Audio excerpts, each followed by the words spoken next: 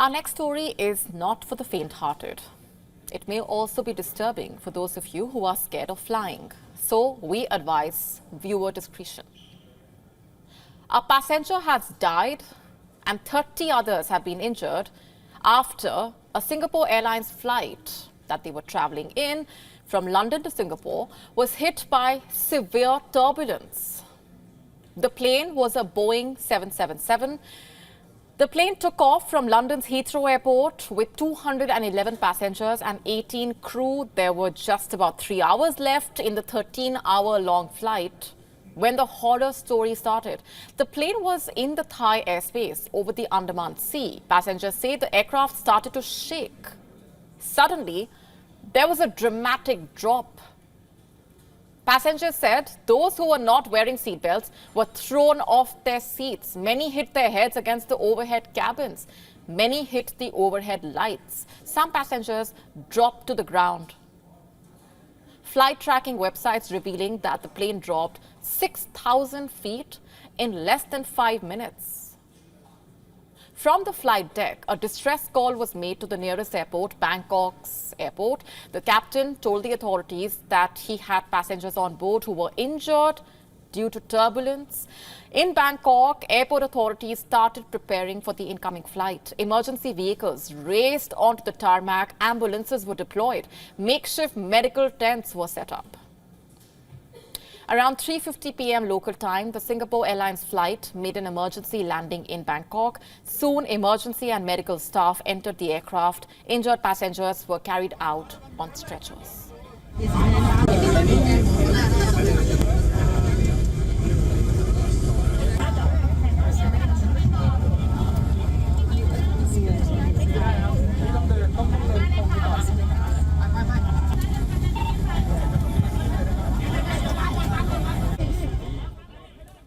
Many of the injured were attended to in medical tents. Some were transported to ambulances.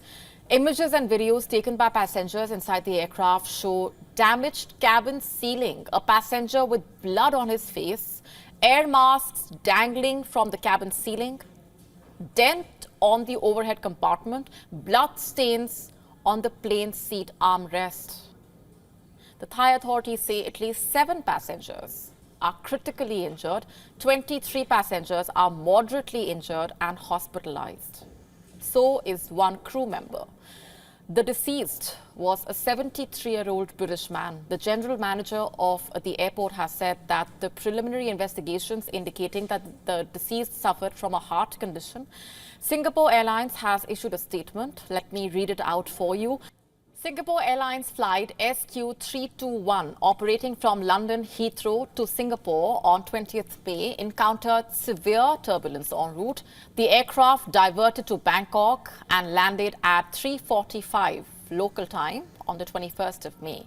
We can confirm that there are injuries and 1 fatality. Singapore Airlines offering its deepest condolences to the family of the deceased. What happened is not common. While turbulence is pretty common and can happen because of various reasons, various factors, from pockets of hot air or cumulonimbus clouds or wake vortex, which is when larger planes shake up the air, which can trigger turbulence in smaller aircraft in the periphery. Like I was telling you, turbulence can happen due to a large number of reasons, but fatalities due to turbulence are not common. Also, when a flight is at its cruising altitude, it is considered to be the most stable. So what really happened to this flight? We will continue to track the story for you. And speaking of warships, 3 Indian warships have reached the South China Sea with an aim of bolstering maritime alliances with friendly countries in the region. Reports indicating that Southeast Asia has been quite receptive to India's presence, welcoming Indian warships with open arms. They view it as a positive development, as a way of counterbalancing an aggressive China. As experts point out, this move by India is a subtle message to China, highlighting the importance of upholding international maritime laws. The Indian guided missile destroyer INS Delhi, fleet tanker INS Shakti and submarine hunter INS Kiltan are currently stationed in Manila, Philippines. This follows goodwill visits to Singapore, Malaysia and Vietnam. It basically shows India's commitment to strengthening maritime cooperation and partnerships in the region, something that China has failed to demonstrate time and again. On the 6th of May, the Indian ships arrived in Singapore to strengthen friendship and cooperation. And then, on the 12th of May, Indian submarine hunter INS Kiltan sailed to Vietnam's Cam Ranh Bay for exchanges and a joint maritime exercise with the Vietnamese Navy. The same day, the guided missile destroyer INS Delhi and fleet tanker INS Shakti arrived at Malaysia's Kota Kinabalu to take part in maritime drills. And finally, on the 19th of May, the 3 Indian warships docked at Manila. The Indian warships' visit to the Philippines coming after the first batch of BrahMos missiles from India arrived in the Philippines last month. We told you about this. India has armed Manila with these supersonic cruise missiles so that it can better defend itself amid the tensions in the South China Sea. Here, the Indian and Philippine Navy will take part in an exercise as well as engage in a wide range of professional interactions such as expert exchange, cross-deck visits, cultural visits, community outreach programs. Now, here's why this is significant. In the South China Sea, China is locked in a territorial dispute with almost all its neighbors. Recently, maritime run-ins between China and the Philippines have made the strategic South China Sea a global flashpoint, in fact. And central to these standoffs are hotly contested features located inside the Philippines' 200 nautical mile exclusive economic zone, which of course China claims as its own. But you see, encounters between the two countries have grown more tense, more frequent over the past year. China has continued to press its claims in the area. The Philippines has refused to cede its rights on its territorial waters. In a bid to assert its claim, China has increasingly turned into a bully, having harassed, chased away, blocked, attacked and damaged Philippine ships and boats with water cannons. China's actions have drawn international condemnation as well as concern from major powers, including India. New Delhi has expressed firm support for the Philippines in defending its national sovereignty. Having experienced China's aggression at the Himalayas, India has steadily upgraded defense ties with the Philippines as well as other regional players like Singapore, Indonesia and Vietnam. India regularly holds joint exercises, military exchanges and training programs with them. It is part of a broader strategy to enhance maritime security as well as promote peace and stability in the Indo-Pacific. It's very much in line with India's Act East policy. The Southeast Asian nations are also seeking to expand partnerships with countries like India, especially considering the differences in their capabilities as compared to China. You see, there is a growing acceptance of India's presence among South China Sea littoral nations as a counterbalance to China's increasing grey zone activities. It must be noted, India has been conducting annual bilateral naval exercises with Singapore since 1994, and similar naval cooperation agreements have been established with other Southeast Asian nations as well. Last year, the inaugural ASEAN-India maritime exercise involved 9 ships, 6 aircraft, and more than 1,800 personnel from across the bloc's member states. And what's more, India is also building cooperation on other fronts like energy transition, climate change. Additionally, India's Navy has been among the first responders to a number of crises in Southeast Asia, including the catastrophic Indian Ocean tsunami of 2004. Could strengthen India's relationships with the region and enhance its strategic position. And the latest deployment of Indian warships to the South China Sea is being seen as a subtle reminder to Beijing. The message that India hopes to send is this: a unified front between like-minded countries is the key to countering Chinese aggression. New Delhi's move is not confrontational. It's simply a signal of international concern regarding violations. Julian Assange, the founder of WikiLeaks, can bring a fresh appeal against his extradition to the US.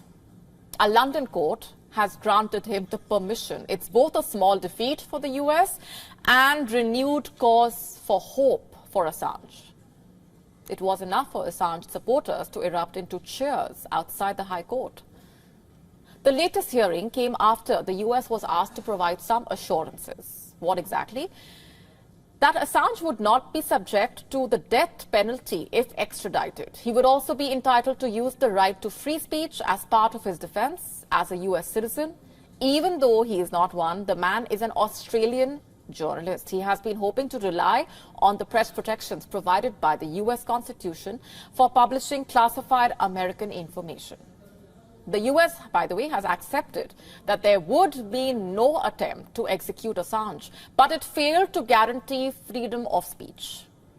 Assange's legal team called it patently inadequate, and the court allowed Assange to raise a new appeal. Assange's family feared that he could be on his way to the US as soon as this week, but now the legal battle is likely to continue for some time. Assange has now spent 5 years in British jail. He has been denied bail multiple times as he is deemed to be a flight risk. Before being forcibly dragged to the prison, he spent 7 years inside the Ecuadorian embassy in London. Ecuador had granted him asylum, remember, saying there were fears his human rights might be violated if he was extradited. But what has Assange done exactly? Why does the US want to extradite him? Let's get to the details. Back in 2016, Assange established a media company called WikiLeaks. It's a non-profit that publishes leaked files from governments and other powerful global actors. In 2010, it published classified US diplomatic and military documents. The papers concerned American relations with other states and the wars in Afghanistan and Iraq. And this landed Assange in trouble. He was indicted on 17 charges of espionage and 1 of computer misuse for releasing thousands of classified American records. However, a lower British court ruled that Assange should not be sent to the US, citing a real and oppressive risk of suicide. But in 2021, US authorities succeeded in overturning that decision. He was granted a reprieve earlier this year. British judges ruled Assange could take his case to an appeal hearing if the US fails to provide satisfactory assurances, and that's exactly what has happened. The latest decision means that Assange has potentially much more legal road to run in his battle with the US. What happens next? Assange and his legal team will now spend months preparing his appeal, and if his appeal fails, he could seek an intervention by the European Court of Human Rights. It's an international court which adheres to the European Convention on Human Rights. The UK is a signatory to this treaty, by the way. Is there any other way out? Could a political intervention perhaps change things? Last month, US President Joe Biden had said he was considering a request from Australia to drop the case. And with that, he provided a slim hope that the legal saga could be stopped.